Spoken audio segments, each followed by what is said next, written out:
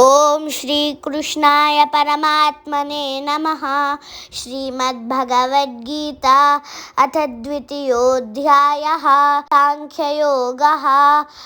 యం హి న వ్యథయంతే తే పురుషం పురుషర్షభ సమదుఃఖసుఖం ధీరం సోమృతత్వాయ కల్పతే.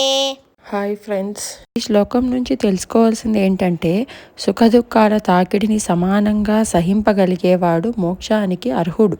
అంటే జీవితాన్ని పరిపూర్ణం చేసుకోవడం పట్ల శ్రద్ధ కలవాడు ఎన్ని కష్టాలు కలిగినప్పటికీ తప్పకుండా సన్యాసాశ్రమమును స్వీకరిస్తాడు.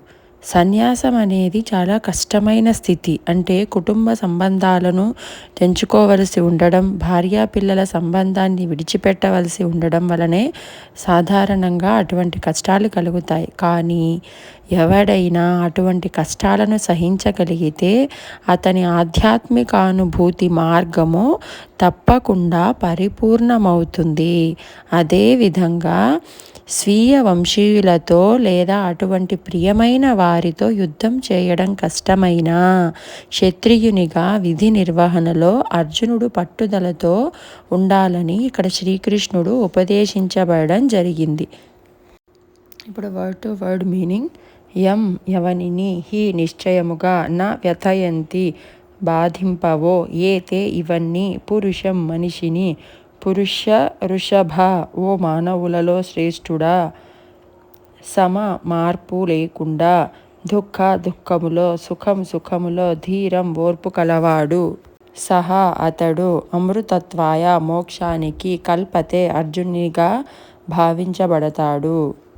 అంటే ఈ శ్లోకం యొక్క అర్థం ఏంటంటే, శ్రీకృష్ణుడు చెప్తున్నాడండి, మానవులలో శ్రేష్ఠుడా అంటే అర్జున అని శ్రీకృష్ణుడు సంబోధిస్తున్నాడు. ఇక్కడ మానవులలో శ్రేష్ఠుడా అర్జున, సుఖదుఖాలచే కలత చెందక ఆ రెండింటిలోనూ స్థిరంగా ఉండేవాడు నిశ్చయంగా మోక్షానికి అర్హుడవుతాడు. అంటే ఓ అర్జున, నువ్వు నా బంధువులు, నా గురువు, నా పితామహులు, నా అన్నదమ్ములతో నేను యుద్ధం చెయ్యాలనా అని నువ్వు కలత చెందకుండా సుఖదుఖాలు రెండిటిలోనూ స్థిరంగా ఉంటూ నీ క్షత్రియ ధర్మాన్ని నీవు నిర్వర్తించు, అప్పుడే నీకు మోక్షం దక్కుతుంది అని చెప్పేసి శ్రీకృష్ణుడు అర్జునుడితో అన్నాడండి. ఇది ఈ శ్లోకం యొక్క అర్థం. If you like this, please subscribe us and support us. Thank you.